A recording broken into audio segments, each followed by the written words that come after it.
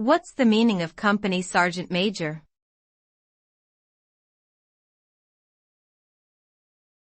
Company sergeant major.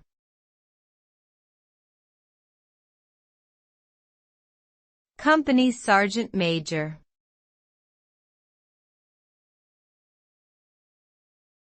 Company sergeant major.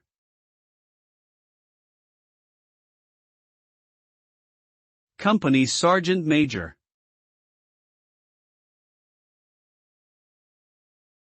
The term company sergeant major refers to a high-ranking non-commissioned officer in a military company or battalion.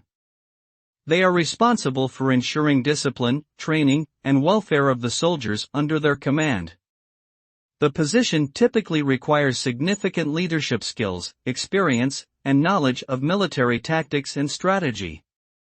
The company sergeant major serves as a liaison between the officers and enlisted personnel, conveying orders and instructions from higher-ranking officials to the soldiers.